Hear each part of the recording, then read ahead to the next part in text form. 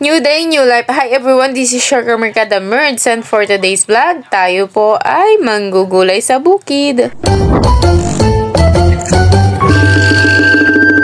At dahil day off nga ni Daddy at mamaya pang hapon ng pasok ng aking bunso at eto nga pumunta nga muna kami sa bukid para manggulay. At dito nga sumunod nga kami ng aking bunso dahil nauna na nga ang aming Daddy dahil siya ang mangunguha ng gulay. At eto nga yung view namin, puro puno nga ang paligid at ayan, puro nga gubat. At eto nga yung unang nakuha ni Daddy na gulay, eto nga yung lubi-lubi kung tawagin sa Bicol at nyug-nyugan naman dito sa Katagalugan. At sobrang bihira na nga kami makatikim nito dahil talagang nagkakaubusan dito sa amin. Dahil mula nang dumami nga yung bahay dito sa bukid sa amin ay naku po, agad-agad talaga ang mga gulay. Marami ng kaagaw.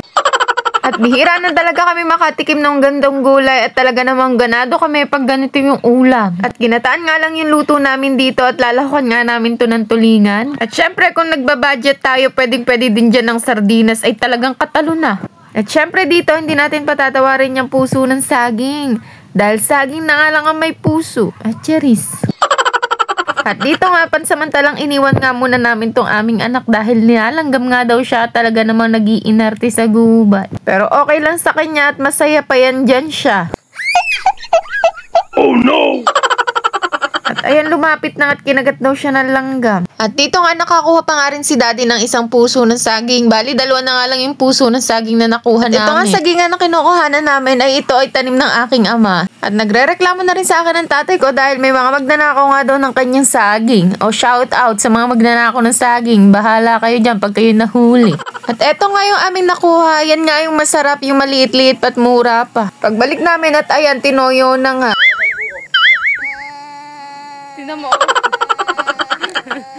At eto nga yung mga gulay lang na nakuha namin at dito nga ay nagagaya kami, papunta kami sa may kalsada at kukuha nga kami ng buko. At ayan nga ang mag-ama, nagpababa na ang aming bunso dahil may toyo na nga.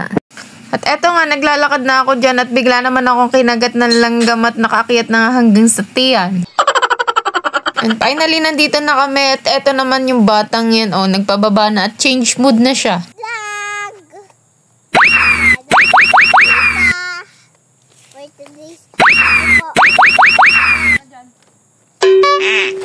At si Daddy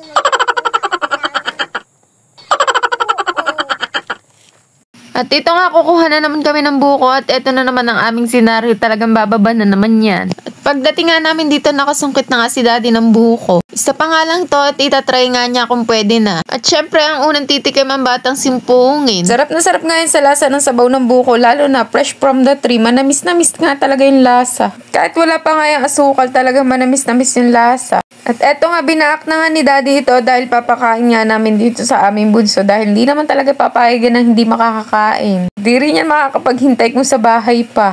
Kaya naman, kinahit ko na nga dito at pinakain ko nga sa kanya. At dito nga, sumungkot nga uli si Daddy nang dadalhin namin sa bahay. Dahil ipapartner nga namin sa aming pananghalian at lalagyan nga namin ng gatas sa tasukal. Dito nga, inubos muna namin yung aming baong tubig para dito namin isasalin yung aming bukong dadalhin. At dito na rin namin kinahit sa bukid dahil kapag dadalhin namin, mamumroblema pa kami kung saan namin itatapon ng bao. At doon nga sa amin, ang pinipick up lang na basura ay plastic at papel. At buti na lang talaga nagkasya dito yung 4 na sabaw ng buko pati laman. At dito nga, hindi ko pa talaga pinatawa ditong nyug-nyugan. At inakyat ko nga at tinry ko nga yung aking skill sa pag-akyat at kung kaya pa nga talaga. At abangan nyo na lang kung makakaakyat yan.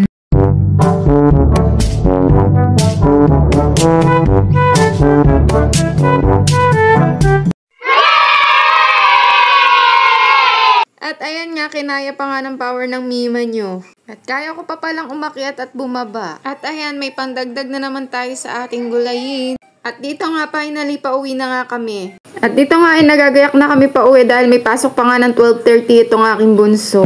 At eto nga ang senaryo namin dahil ibabalik na nga namin itong panungkit kay tatay. So ayan, hanggang dito na lang. Don't forget to follow, like, share, comment, and see you on my next vlog. Bye!